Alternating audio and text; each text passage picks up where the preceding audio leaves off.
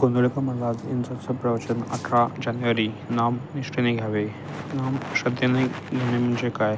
तर आपल्या गुरुने किंवा ज्याच्याबद्दल आपली पूज्य भावना असते अशा व्यक्तीने सांगितले म्हणून घेणे. अशा श्रद्धेने नाम घेणाऱ्याला मनात शंका येत नाही. ही स्थिती फार भाग्याची, पण तितकीच दुर्मिळ. निष्ठेने नाम घेणे म्हणजे शंकारहित नाम घेणे. शंका अनेक तऱ्हेच्या असतात. नाम घेताना भगवंताकडे लक्ष नसले तर त्या नामाचा उपयोग आहे की नाही? नाम घेताना बैठक कोणती असावी? दृष्टी कशी असावी?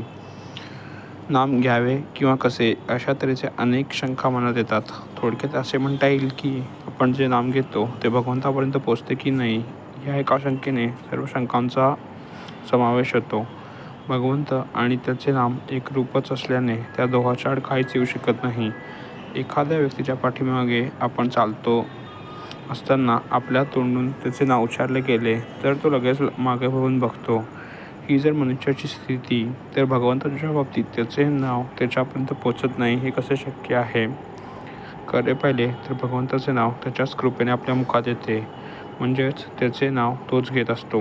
मग नाम भगवंतापर्यंत पोचते की नाही या शंकेला आवाज कुठे राहिला? समजा 2 माणसे जेवायला बसली.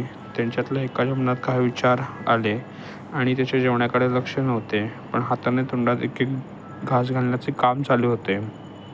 दुसरा इसम मात्र लक्षपूर्वक जेवण जेवत होता. दोघे जेवून उठले. यात उपाशी कोण राहिला? दोघांचेही पोट भरलेच. तसेच नाम घेतल्यानंतर त्याचा उपयोग झाला नाही असे कसे होईल? समजा आपण परगावच्या एका अनोळखीस मला पत्र लिहून त्याला बोलले. तो आला. त्याने सांगितले की तुम्ही ज्याला पत्र पाठवले तो मीच. तर त्याच्या वचनावर विश्वास ठेवून आपण त्याला जवळ करतो. तसे भगवंताचे सांगितले आहे की जिथे माझे नाम तिथे मी पुरुषोत्तम. तर मग या वचनावर विश्वास ठेवून नाम घ्यावे आणि त्यातच त्याला पाहावे. असे का करता येऊ नये? ही श्रद्धा. आपण ज्याच्या पोटी जन्माला आलो त्याचेच नाव आपण आपल्या नावापुढे लावतो, तसे भगवंताच्या बाबतीत करावे. त्याचेच नावाने जगावे. म्हणजेच सर्व करता रक्षिता तो एकच असून त्याच्याशिवाय माझे या जगात दुसरे कोणी नाही या भावनेने राहावे. असो जो भगवंताचा होतो त्याचे महत्त्व भगवंत स्वतःपेक्षा जास्त वाढतो.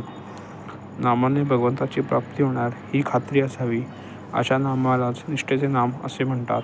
श्रीराम जय राम जय जय राम.